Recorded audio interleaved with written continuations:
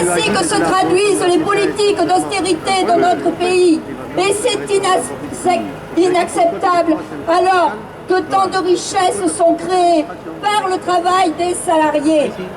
Aussi, il est plus que légitime que les salariés, que nous ayons droit, nous les salariés, aux fruits de notre labeur.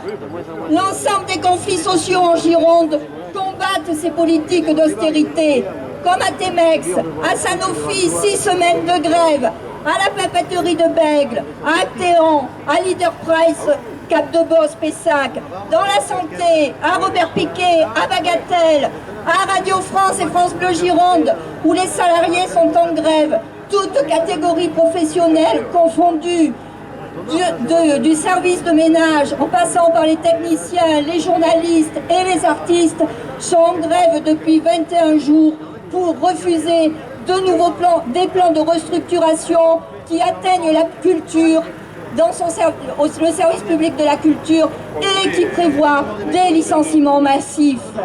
Oui, c'est ce que prévoit Mathieu Gallet, le PDG de France Radio, en accord avec ce gouvernement qui œuvre à la privatisation de l'ensemble des services publics, culture, santé, services à la personne, éducation, communication, etc.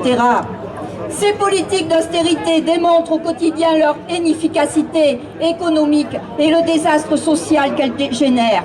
La courbe du chômage qui augmente à vitesse grand V, c'est le moins-disant social qui devient la norme, qui permet au patronat, aux grands groupes comme Faya, qui en ce moment est en train de construire le grand stade, mais qui utilise la sous-traitance et avec ça utilise des salariés espagnols. Nous avons 14 salariés espagnols qui sont venus à l'union départementale CGT. Ils ne sont pas payés depuis 3 mois, n'ont rien à manger et n'ont rien pour dormir. C'est inadmissible et en plus c'est du travail illégal. Nous irons au pénal.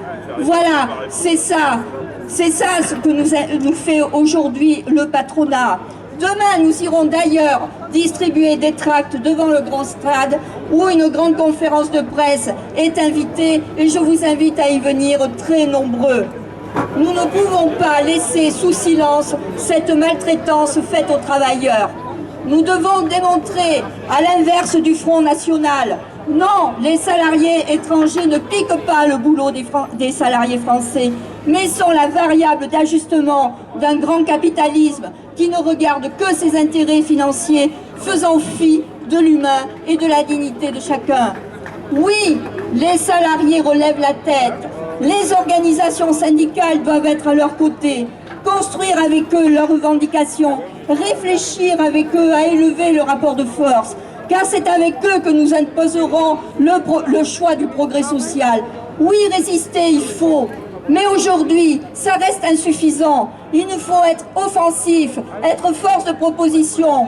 En effet, combattre la loi Macron, c'est être en capacité d'exiger de nouvelles garanties et droits pour les salariés, comme le nouveau statut du travail salarié, qui porte l'ambition de casser le lien de subordination entre l'employeur et le salarié. C'est exiger la sécurité sociale professionnelle qui fera évoluer la sécurité sociale pour répondre aux nouveaux besoins et imposer des meilleures conditions de travail.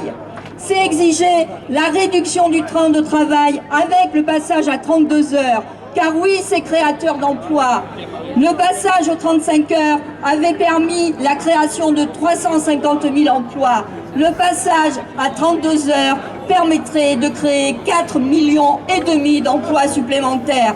Oui, soyons offensifs sur les salaires, être offensifs sur notre renforcement syndical, être présents partout avec les salariés, avec les retraités, avec les privés d'emploi et leur démontrer qu'il y a un avenir meilleur, que nous avons la capacité de gagner des conquêtes sociales.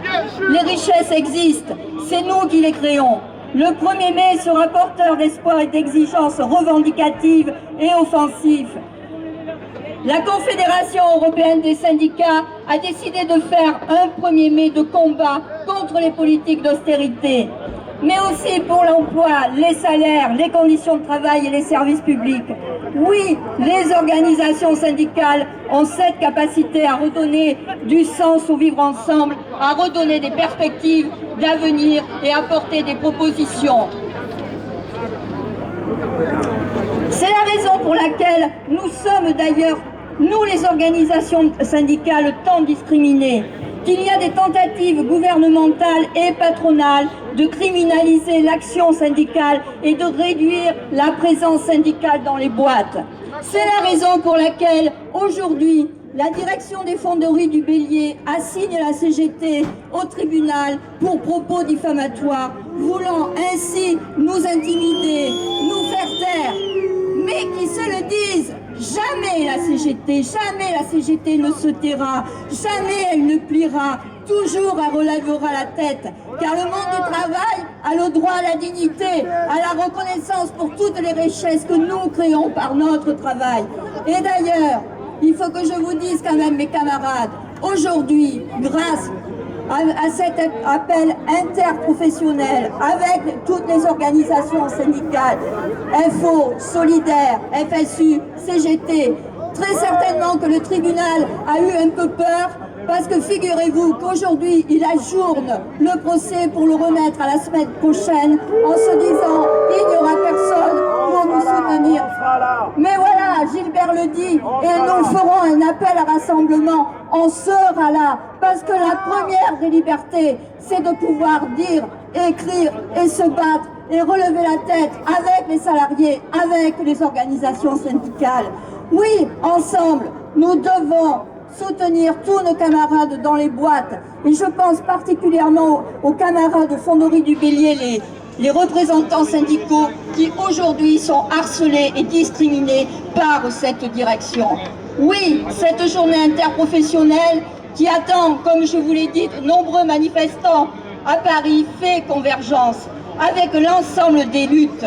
Oui, elle en appelle d'autres. Et aujourd'hui, j'appelle solennellement l'ensemble des organisations syndicales présentes pour organiser un 1er mai intersyndical, interprofessionnel et des nouvelles luttes après le 1er mai. C'est comme ça que nous